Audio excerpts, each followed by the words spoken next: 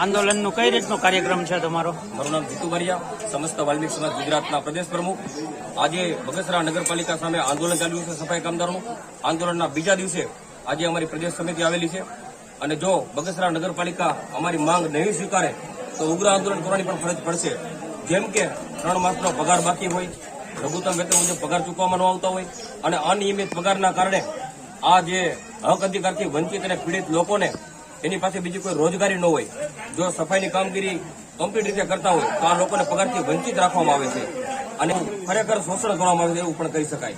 તો 2 કે 3 દિવસમાં ન્યાય નહીં મળે અને રોડ રસ્તા બ્લોક કરવાની પણ ફરજ પડશે અને મુખ્ય માર્ગોમાં આજે રેલી નીકળવાની છે. રેલી સ્વરૂપે અમે જનતાને પણ અપીલ કરવી હતી કે જે તમારા ગામને સ્વસ્થ રાખે છે એવા લોકોને સાથ અને સહકાર આપો. અમે બગસરા ગામ પણ બંધ થાય તેવો પણ એક દિવસ પ્રયત્ન કરીશું. જે વેપારી મંડળ છે તેને સાથે લઈને ચાલશું અને નગરપાલિકા જે આંખાડા કાન કરીને જે સફાઈ કામદારનું શોષણ કરે છે અને જે પૂરતું વેતન નથી આપવામાં આવતું તો આ વેતનને અમે ચલાવી નહીં લેવાય અને આની માટે જે પણ કાંઈ કરવું પડશે અમારા કામદારો માટે અમે દરેક બાબતમાં તૈયાર છીએ. આના માટે તંત્રે શું પ્રયાસ આપ્યો? તંત્રએ અત્યાર સુધીમાં કોઈ પણ એને જવાબ પણ નથી આપેલો સફાઈ કામદારોને અને આવી અનેક 3 વર્ષથી એવી માંગ છે કે પગારને રેગ્યુલર આપો, એને સરકારશ્રીના પરિપત્ર મુજબ વેતન આપો. તો આવી દરેક બાબતમાં બગસરા નગરપાલિકા નિષ્ફળ ગઈ છે અને માત્ર ને માત્ર આવા નાના સમાજનું શોષણ કરવું અને ગામને સ્વસ્થ રાખવું તે જ એની નીતિ છે.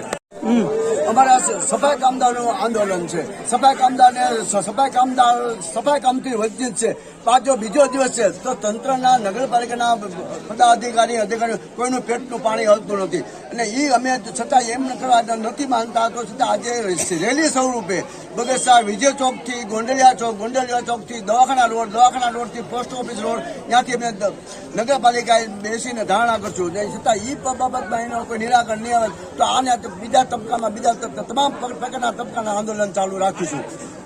લોકલ મુલાકાત નથી કરી. જે અમે તંત્રને ગયા હતા બેઠા હતા, અમને અમારો કોઈ અવાજ સાંભળ્યો નહીં, કોઈનું પેટનું પાણી ન આવ્યું. માટે જતા અમને ધાક ધમકી ડરાવવામાં આવ્યા અને એ લોકોએ નોટિસો સ્વરૂપે એમ કીધું જો કાલથી સફાઈ કામદાર કામે નહીં ચડી જવામાં આવે તો તમામ સફાઈ કામદારને છૂટા કરી દેવામાં આવશે એવી નોટિસ દ્વારા ધમકી આપવામાં આવી. અમારા સફાઈ કામદાર કોઈ પણ હિલા વગર ચલા ડેગા વગર ભલે આજે જ કાઢી મૂકે કોઈ કામે જતા નહીં.